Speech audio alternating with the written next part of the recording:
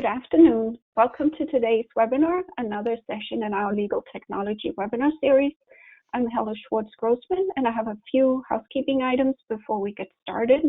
The session will be recorded and everyone is muted, but if you have any questions, please go ahead and type them into the questions pane, and we'll address them at the end of the webinar. Today we are joined by the National Society for Legal Technology, and I'm excited to introduce our speaker, Douglas Lusk. Doug is the founder and CEO of National Society for Legal Technology.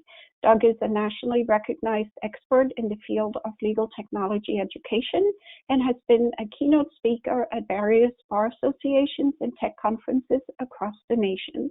Doug's article on what is missing when it comes to legal technology was published in USA Today in March 2018.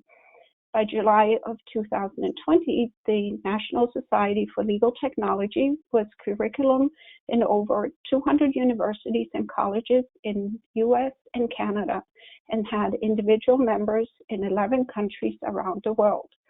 After receiving his Juris Doctorate from the University of La Verne College of Law, Doug accepted his first adjunct professor position at Fullerton College. Never one to turn down a great opportunity, Doug also accepted adjunct positions at Mount San Antonio College, Damon College, Salt Lake Community College, and UC Berkeley Extension. Thank you in advance for the attention you'll be giving this webinar today. And Doug, handing it over to you.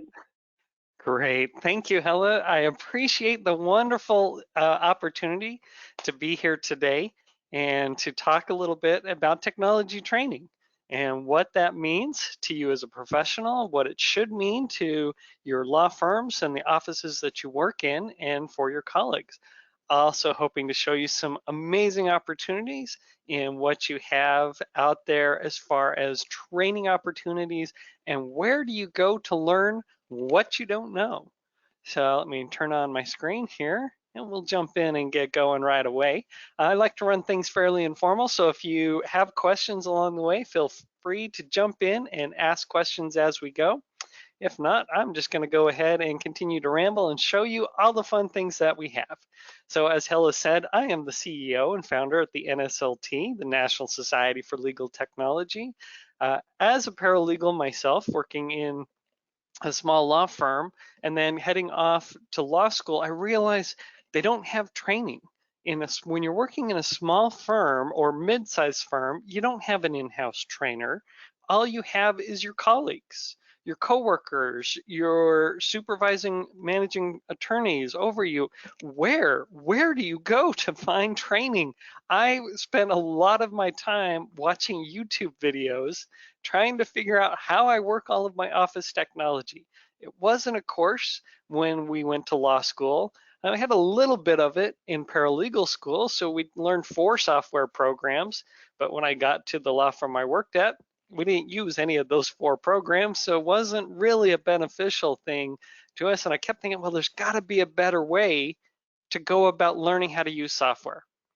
We need something better than, me scouring the internet, jumping from YouTube video to YouTube video, which mostly would end up being nothing but a big sales pitch, and you're watching a 20-minute sales pitch to find those 4 or 5 good minutes of actual training in how the software works.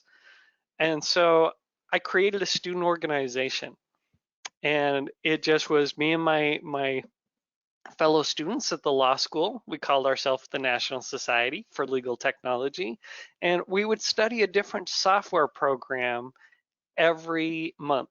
That way, by the time we finished law school, the plan was we'd know this broad range of software programs, making us really beneficial when we walk into a law firm and can just hit the ground running, knowing how these great programs would work and how we could leverage technology to make us better at our job.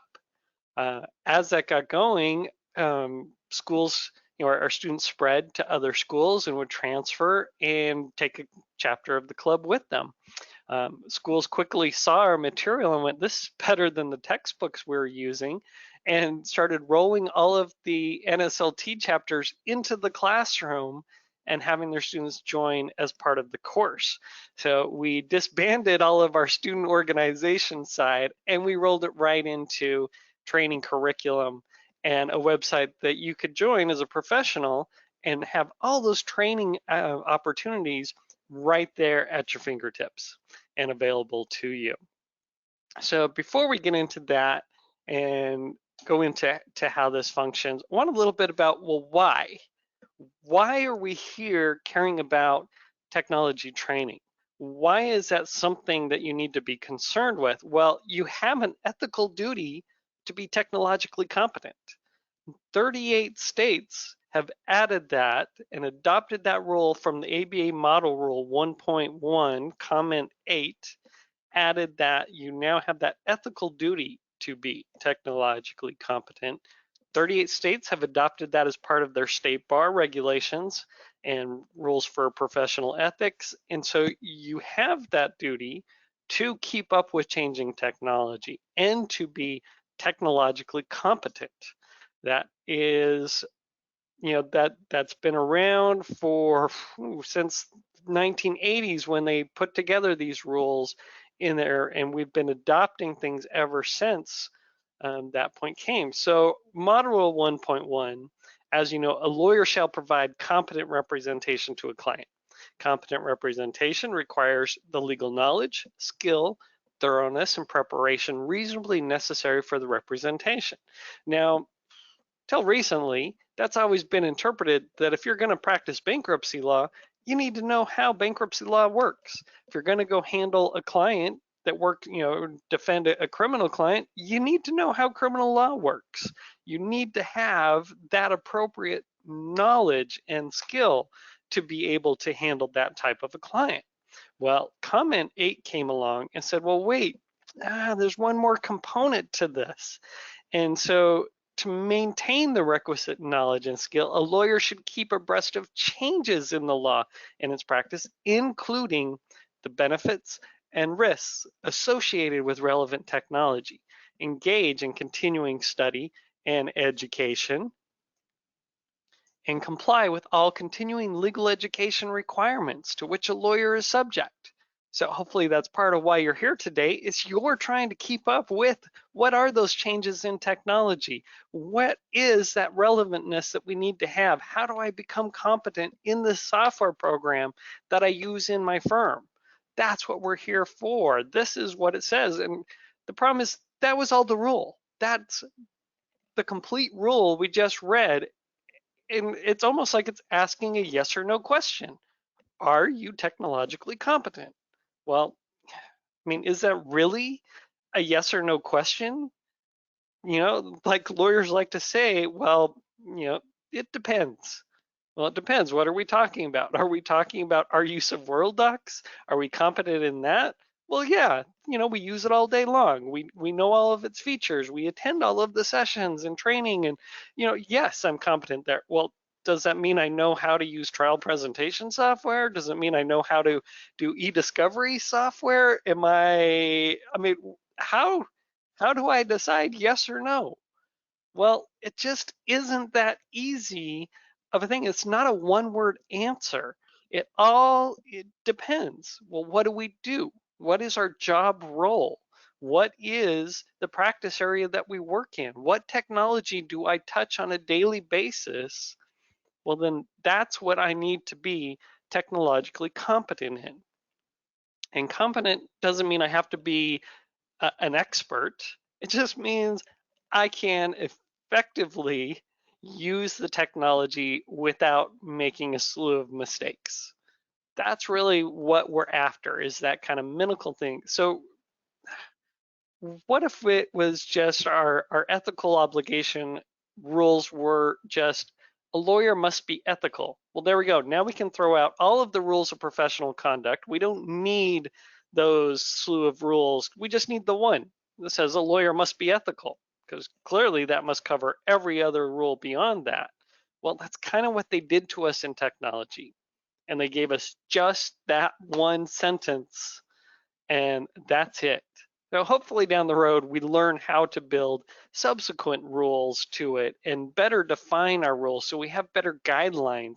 The problem with that isn't it, is we've got the bar associations going, well, we are the bar association and we're going to deem when you are competent and when you're not. Doesn't matter. We're not going to put out guidelines. We're not going to put out rules. We're not going to put out barriers. We are just going to deem when you are incompetent, and that's where we're going to issue ethics violations. That's when we're going to kick you into the pit and we're going to take away your bar license. That's the issues that we're running into, and then I always told people, hey, my favorite part about being a paralegal is I don't have a bar license to lose. I don't have to worry about it. Well, this is going to be the attorney kicking me into the pit of unemployment once I do something that causes the tech issues where we get deemed as being unethical. So that is why we have to care about it. Now, just like this rule is just one rule, I can't tell you, here is how you be competent.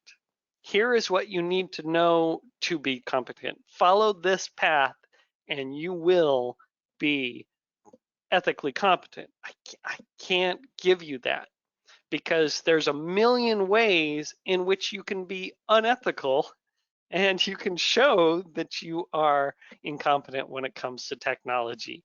Just like there's a million ways to cook shrimp, there's a million ways you can prove that you are technically incompetent. Need an example? Look up any Wells Fargo case. They seem to prove that point time after time after time and get ethics violations all the time and opinions where they have technology issue violations. So I know you're going, well, wait, what does it mean? I've got this duty, I've got this technology. Well, how do I know what I don't know? Well, isn't a lot that I can do here to tell you what you don't know, because I don't know you. I don't know what you don't know. I don't know what environment you're working in. The one thing I'm here today to help you do and help you understand is there is a pit, that pit of technologically incompetent. It doesn't have guide rails. It doesn't have barriers. It moves. Technology changes. It's constantly shifting and moving. What I'm hoping for today is a way to let you know, open your eyes and watch for that pit. Watch for what it is you don't know. I want you walking around your office looking at, how do I do things? How am I functioning with things in my office as it goes now? In what way, what methods am I using? What technology am I touching? What software programs are on my computer? Do I know how to use them thoroughly? Well, that's where the NSLT can come in. So everything with the NSLT is based in your web browser. You can go to legaltechsociety.org, and that gets you right to our site. We do a lot of work with students, as I mentioned earlier. That was really where we started. And our training is now the basis of Law Office Tech courses in 216 universities this semester, all across the US and Canada. And we have individual students and professionals in 11 countries learning about how technology works. If you're in a small to mid-sized firm or larger firm and you just don't have a lot of training time, this is where the NSLT can come in. You can come to our site and learn about software programs.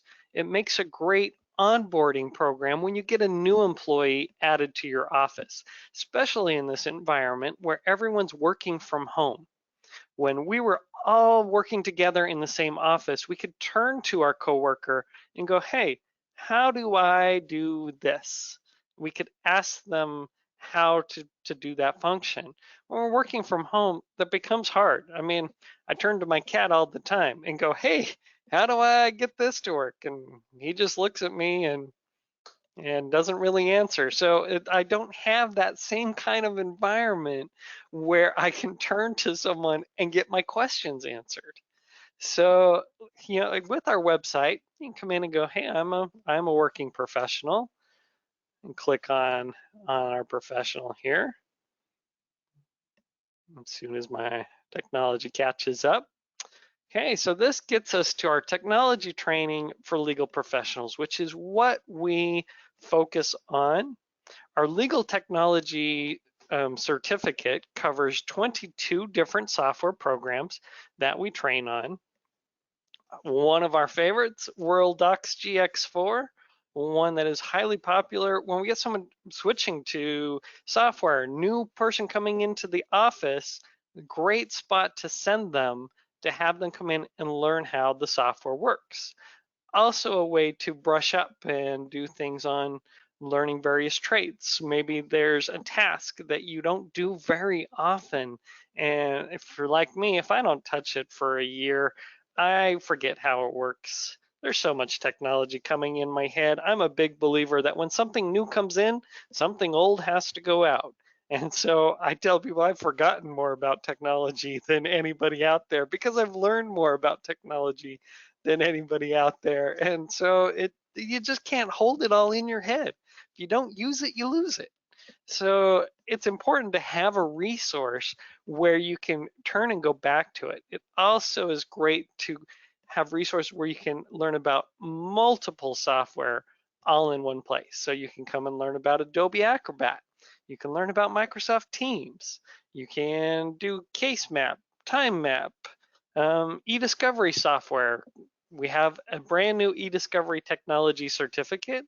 We have paired with ACEDS to bring in this new program where it combines theory lectures in eDiscovery, helping you understand the entire process of what is eDiscovery, and pairs it with practical training where you learn 9 software programs that take everything from document collection through trial presentation and puts it all into one location where you can test all that.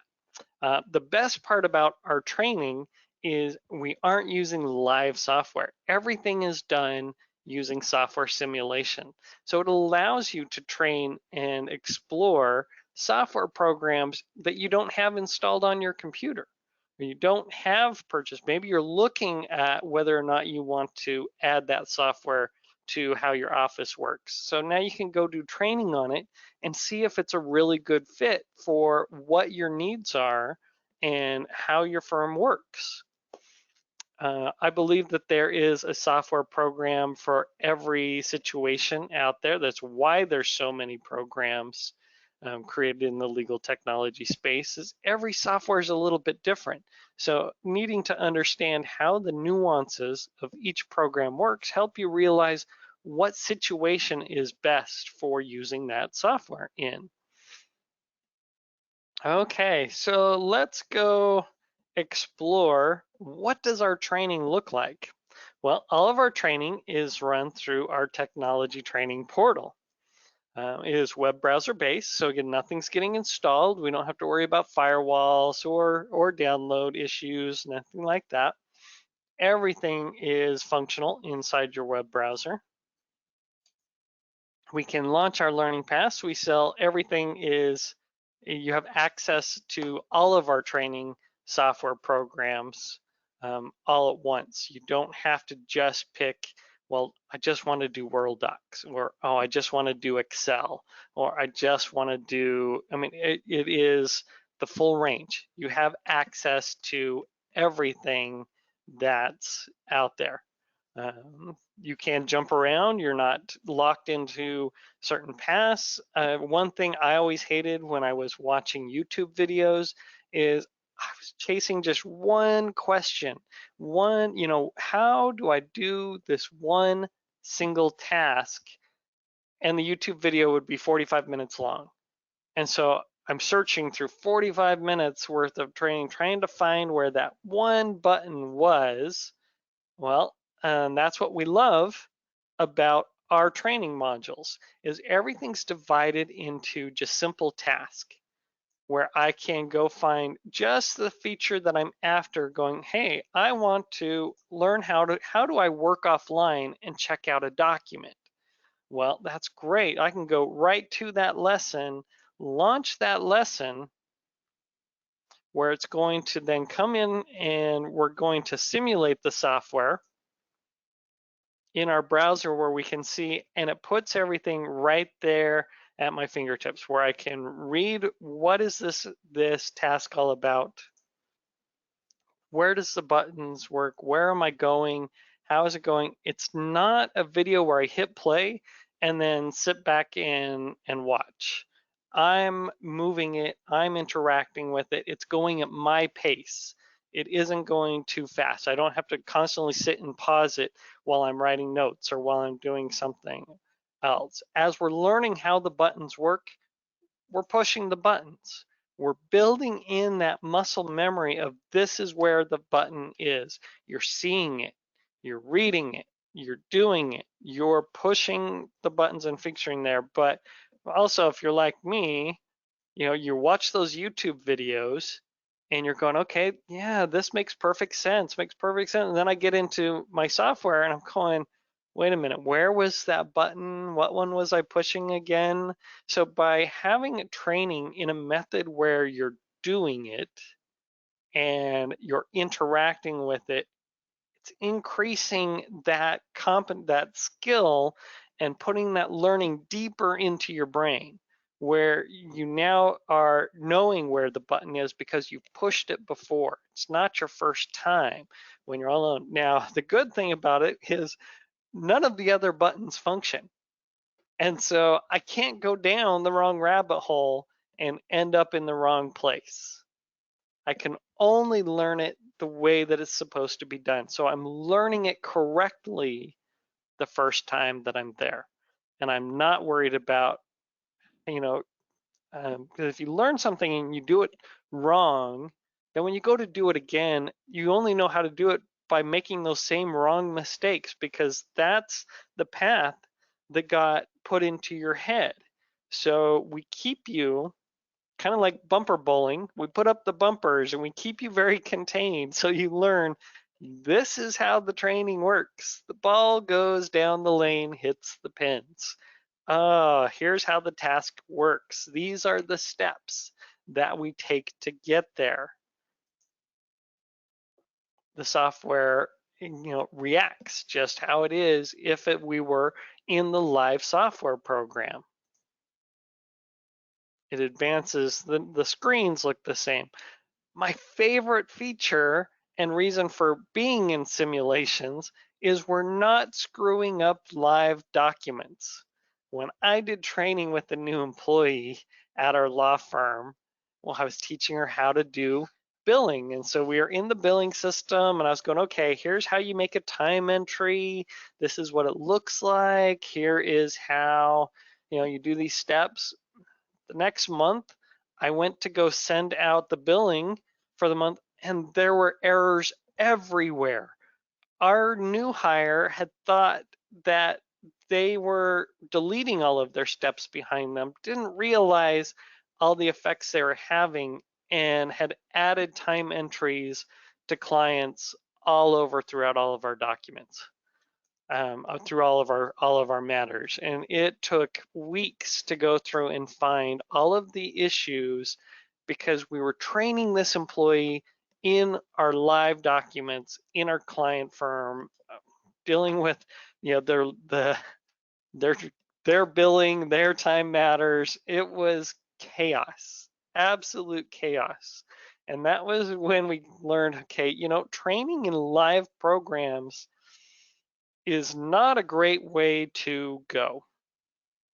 Another great thing we love about our training system is we can have employees do this from any computer.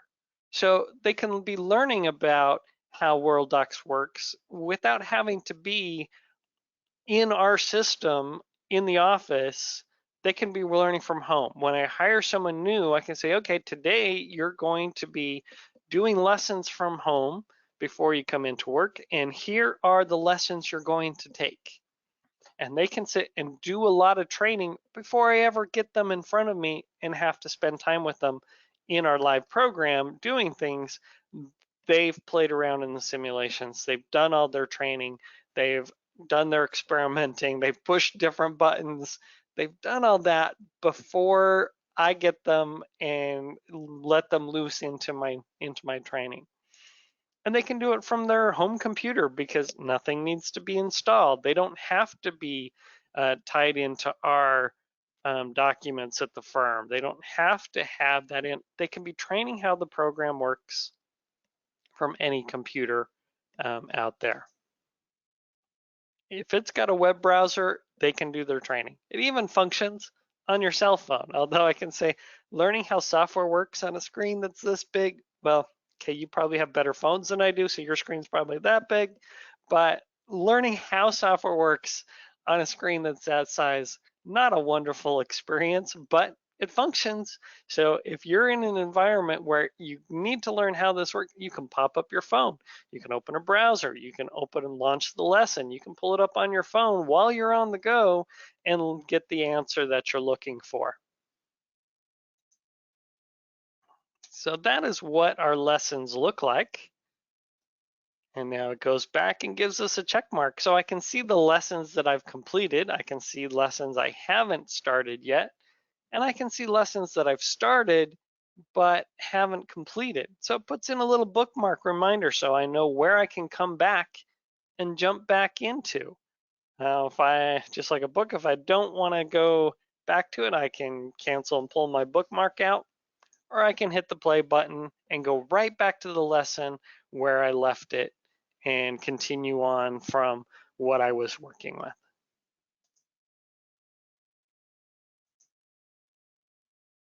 Love that it goes at my pace. One thing we've learned with technology is everybody learns technology at a different rate. Some people are just naturally good at technology. Some things just naturally click for them and easily go right in. Also, we found with a lot of softwares, they have commonalities in how things function. They use a lot of universal design. We why a lot of programs have a file option. We're used to that. We're used to thinking that, and so a lot of people have some natural ability and some don't. Sometimes we pick up a new employee and they swear the enter key moves every time they go to push it. They just have those kind of tech levels where the skill levels all over the board, which is part of why as a trainer, I don't like doing big group training lessons. Because when I pull together everybody from my firm and I've got all my paralegals in a training conference room to do training on a task or a different software program, one, I've got everybody shut down because no work is happening at all while I've got them in the conference room. There's always, maybe one or two that have to stay at their desk, can't be in on the training because we still need to function. We still have briefs going out. We still have filings that need to get made. Things have got to go. So I don't have everybody there. And then the group that I do have, I'm going, okay, everybody go click on Form 825. And 9 of them will click that and 1 will click something different. And now they're going, wait, my screen doesn't look like that. Where did you go? Where did we go? And so now I've got it, and it's always the person sitting the absolute furthest away from where I'm at. So I walk over to that side of the room and go, okay, nope, this is what you were supposed to do. Click Form 825. I get them back on board. Meanwhile, I've got the other 9 people in the room going, this is a waste of time. I can't believe we're in here doing this. I should, I've got a million things I should be doing at my desk, but I've got to be sitting here while I wait for Doug, who helps this one person who I don't even know how they got hired at this firm with these tech skills. I've got 9 frustrated people because I'm going too slow. I have 1 frustrated person, I'm going too fast. They can't keep up. This is too intense. This is too much to remember. And so when I can take training and pull it out of the big group environment and put it in a one-on-one basis, I can get out of that frustrated stage. My users who have been using the program for months can go through the training at their pace. they've got what it is. They know where they're going. This is just good refreshes. This is good. Sometimes they don't realize the little idiosyncrasies that they had missed, those little teeny features that they learned way back on day one. And then as new things came in, that kind of got forgotten and they haven't touched it since. So the training is a good way for them to go, oh yeah, I forgot this feature existed. Oh, that's what we do. Okay, so our advanced users are going at their speed. Our newer employees, they've got time to stop and think through it.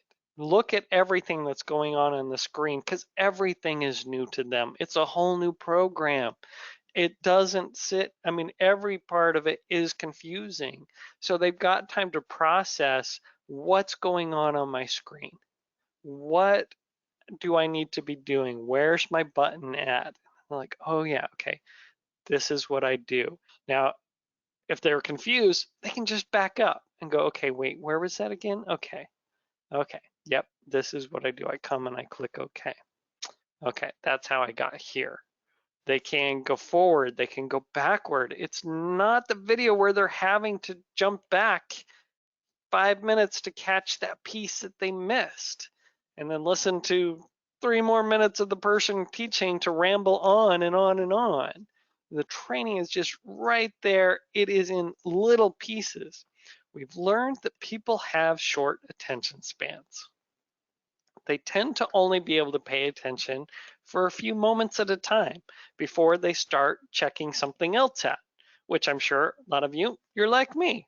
We're half an hour now into this webinar, and you've checked your email, you've switched to other tabs, you've looked to see what was going on in social media, you've looked at things going on around your house, because that's how we are as people.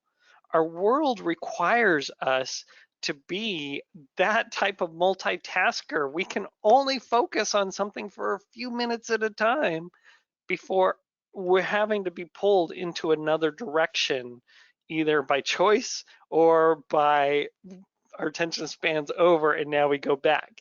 And so we tend to come back and forth and in and out of training and tasks and things. We rarely will sit and stare at the same task, the same screen for an hour nonstop without anything else going on.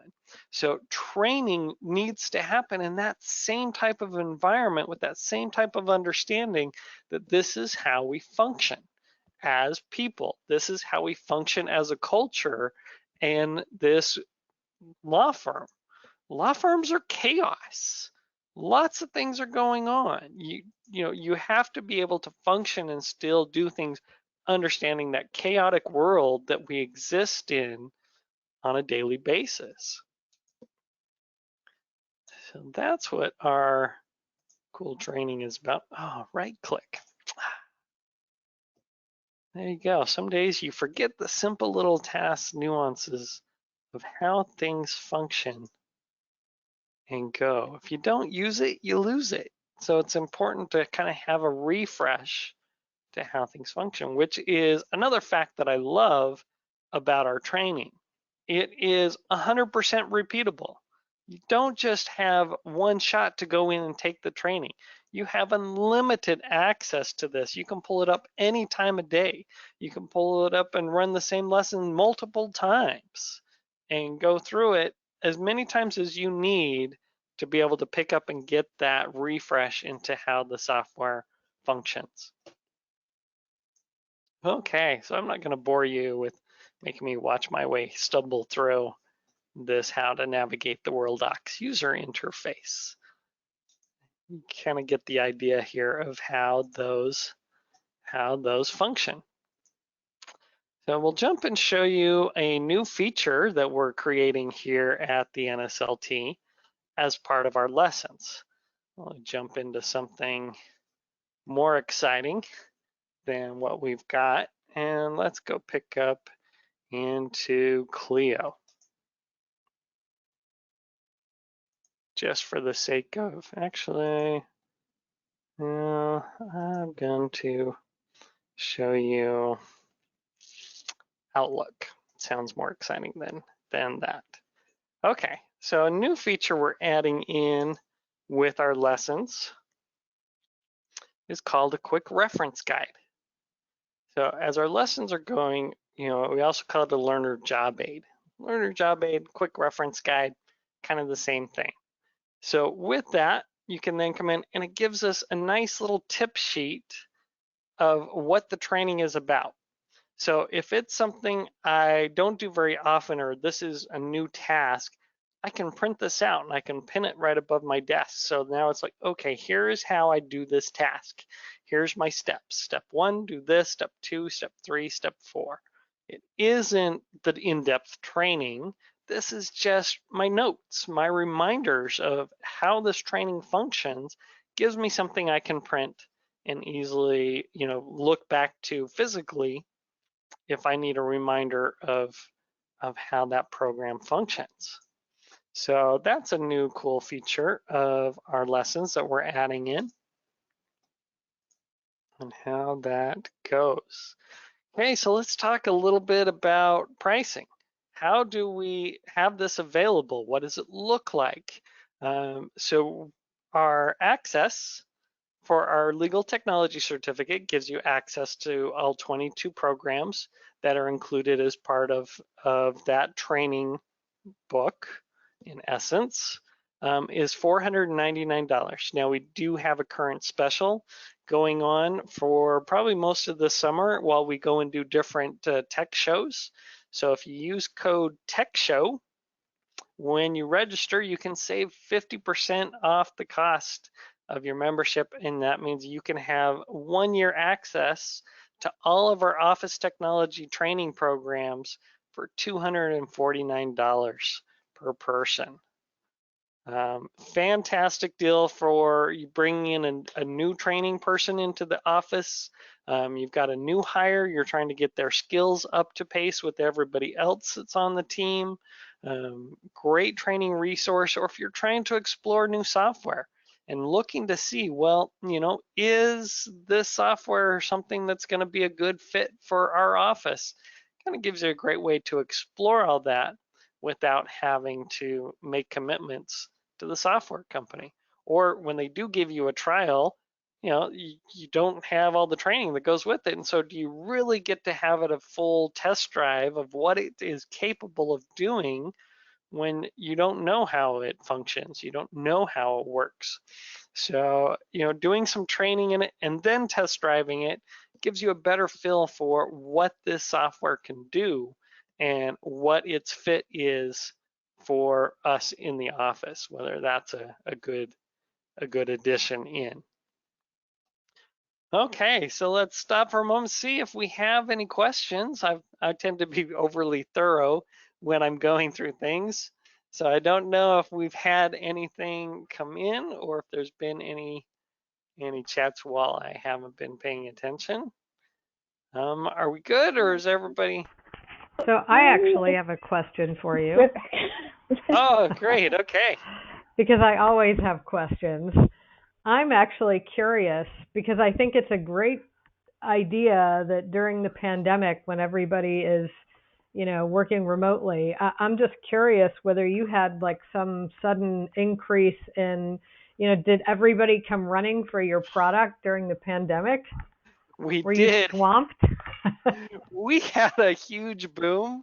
I mean, it is a great time to be in online education and online training when the whole world is suddenly forced into an online environment. Microsoft Teams suddenly became one of our most popular modules out there.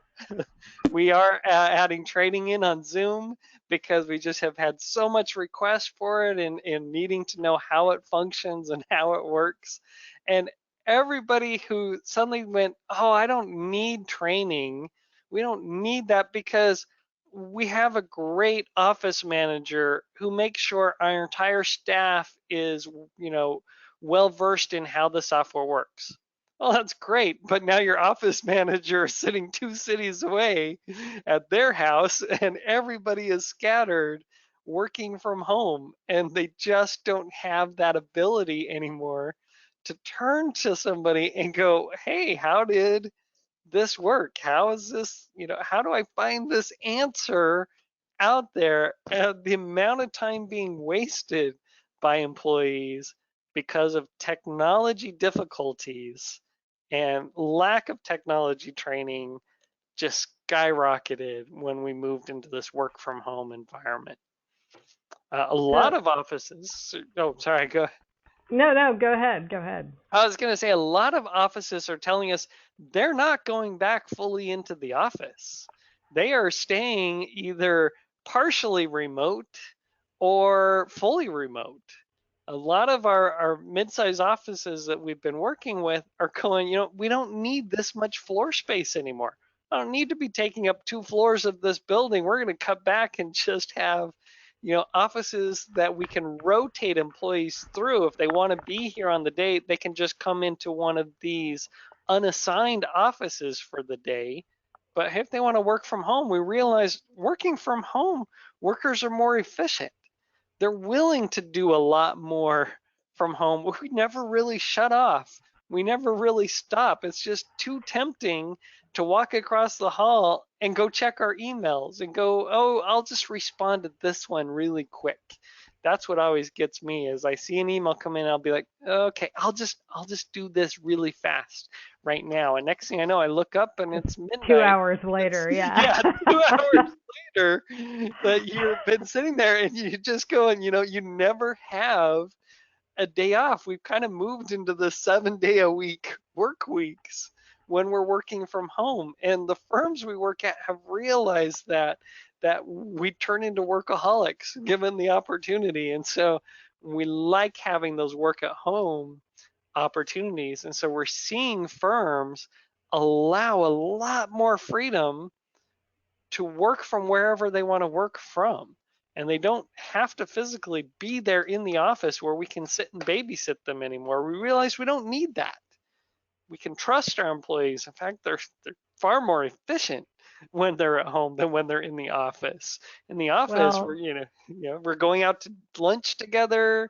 We're hanging out at the water cooler in the copy room, catching up on the latest gossip. We're at home, I'm sitting in my home office. I have no idea what my coworkers are up to. I don't catch up with them. I don't know what's out there. So I just sit and work. not Yeah. only that, I know you're based in the Los Angeles area, and I know that for however much extra time people might be working, that's the time they would have been commuting anyway, because half the time in Los Angeles, you're going to be in your car an Oh yeah, hour each direction anyway. exactly.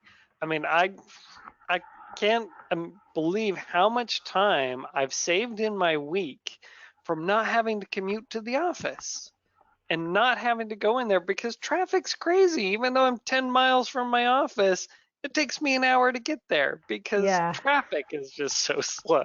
The hardest thing that took when getting used to living in LA is it just takes twice as long as you think it's going to get anywhere in Los Angeles. And everyone's facing that and they're realizing why are we doing this?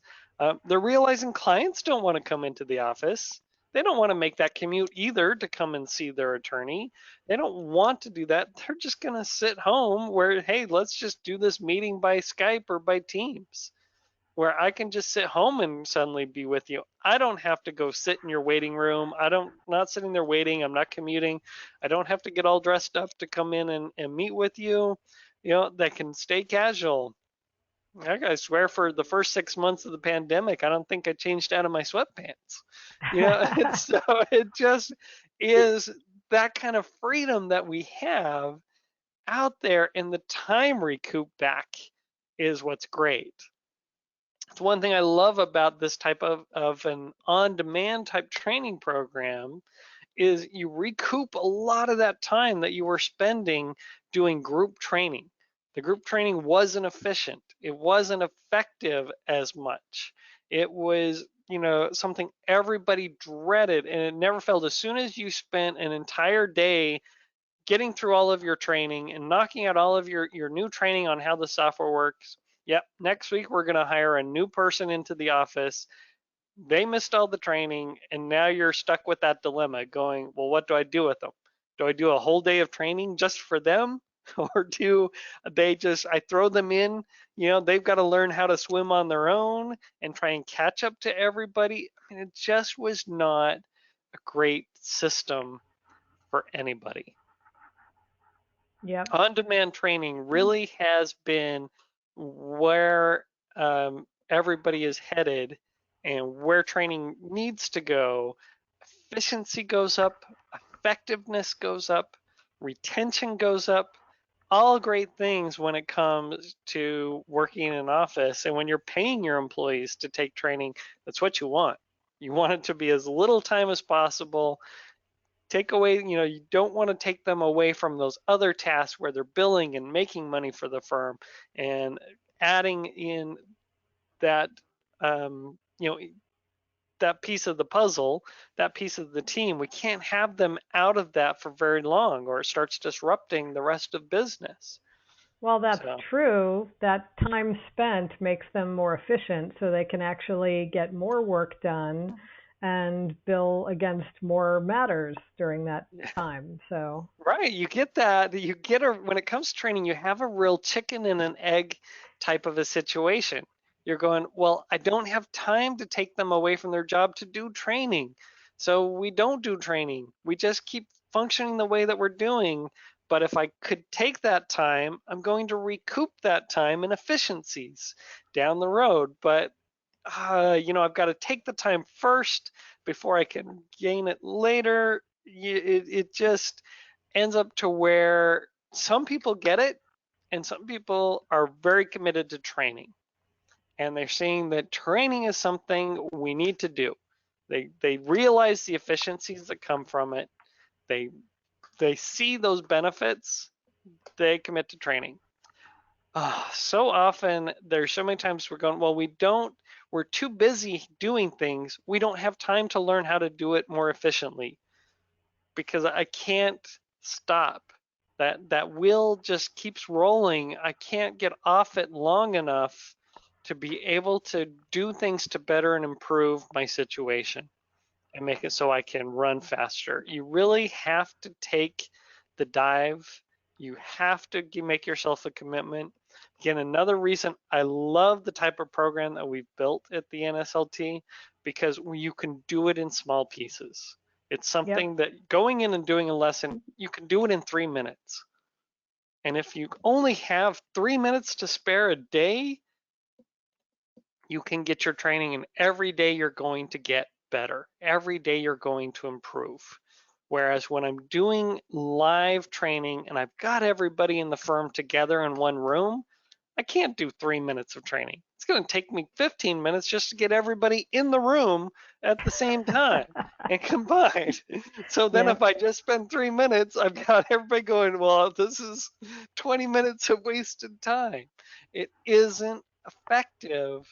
And when you realize how to get out of that mentality and escape that world and get into the I can train on my time, and I can train and recapture those minutes, mere minutes, and I can put that back into effect.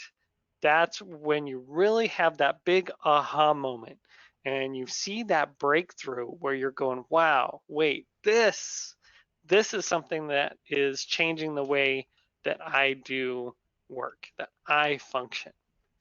So, I mean, it's a great program, and I can say that because I've been the trainer in a firm. I've been in there with new hires. I've been the new hire where I've had to go through and learn things. I was switching personally over to a different PDF program. I used our NSLT lessons to learn how that new software worked. Made me more effective at what I was doing, made me more efficient.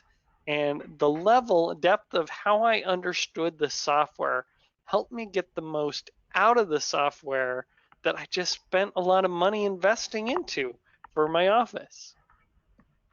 They say that most users only understand 10% of how a software program works and really only utilize 10% of that software's capabilities because they don't understand every function and feature that the software offers, and so they don't utilize it to its full effect.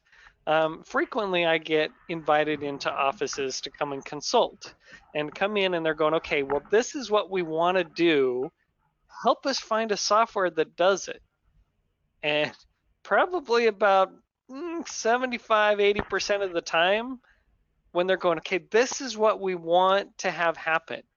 So tell us, what program do we go get to get this outcome? And I look at it going, well, you already have it. It's right there.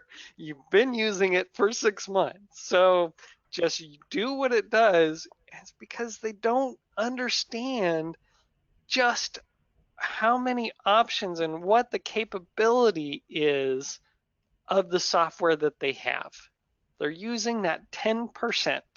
So it's time to unlock training, get it out there, get it to the hands of all your employees where you can understand that 90% of functionality that you've been missing and get the most out of the software that you have. Yeah, I don't know how many times I've talked to people at law firms where, they're talking about how this functionality that they really want, and they're looking for a piece of software that has this functionality, and it turns out that they have software that does that. They just didn't realize that that software could also do this other thing that they wanted to do. Yeah, we see that a lot when I'm talking to software companies, because we build our training usually hand in hand with the software companies. We're going to them going, okay, well, what training do we need? What features do we need to be teaching the user? What things do they not understand? Where do they have problems? So we're pairing with them and having lots of conversations with the software creators as we create our learning lessons and get that going. And so often they're going, yeah, we'll get customers request new features, and we have to go to them and go, well, it already does that. Yep. It's been doing that for a long time. Especially as you get updates. Well, software updates a lot. We like to keep building new things. We like to build new features. We're constantly growing. Once we put out a version, we don't stop. We're always innovating and always moving. And so if you don't continuously train on the software, you're missing out on new features that get added into the software since you last learned about it. And how about that? And again, it just, you can't stop training. You always have to have new things going, refresher lessons, even going back going, oh yeah, here is how I do this, because new things are coming in all the time. Something has to go out. You just can't retain that much information in your head and have it right there at your fingertips in retention levels. So yeah. Maintaining that competency that you're required, that it's your ethical obligation to maintain, is not a one-time thing. Also, it's a constant process because everything is changing. Exactly. That pit moves. Technology changes. We're always coming out with new versions. We're always coming out with new tasks. We're always getting new clients that have a new case that needs to have, a very unique situation. We have to adapt. We have to change. We have to keep up with the change in technology. That ethics rule isn't going to go away. It isn't going to change. And like I mentioned before, we're stuck with that one sentence. We're stuck with it being a yes or no question. Are you competent? Are you not? So when you're faced with that dilemma, defense is going to be your best friend. How do I prove that even though there was an error, even though there was a mix-up, how do I still show I don't deserve to be pushed into the pit? It's going to be doing, what are you doing proactively to keep yourself away from that pit? Are you running a training program? Do you provide resources to your employees so that they don't have issues where they can't go find answers, they can't find training? You've got to be constantly doing things, requiring that they do things so their training doesn't go stale. Keeping up with the changes. That's the key. Keep educating yourself. Yeah, but it's an ongoing requirement. Every professional has it, whether you're a licensed attorney or whether you're a support staff. The attorney's got the obligation, you have the obligation. Yeah. If not, you're going to be in the pit of unemployment. Not a great spot to be, not somewhere you ever want to go, especially when it comes to technology. I tell a lot of my students, I tell a lot of my new trainees, technology is your most important skill that I'm going to teach you. That's why you're going to get hired for your next job. That's why you're going to get promoted at your current job, because of your technology skills.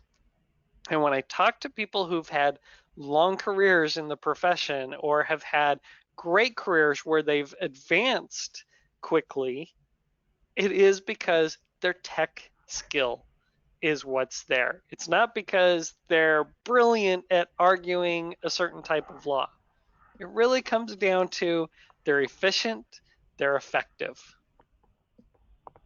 They know how the technology works. That's the secret to a good career. Yeah. I think that was perfect advice. Thank you. Great advice. And I think, unless you have anything else you would like to add, I thank you so much for providing this wonderful overview of National Society for Legal Technology and all the good advice you have given us. Great. Well, thank you for the opportunity to come and chat with you today about the exciting topic that is law office technology training. Very important. And as mentioned, we did record this webinar and we'll add it to our library, and anybody can go and take a look on our website to either take a look at this one, any of the other ones. And then we thank everyone who joined us today, and we hope we'll see you again at one of the other upcoming sessions, usually on Fridays. And we hope everyone has a great weekend. And thank you.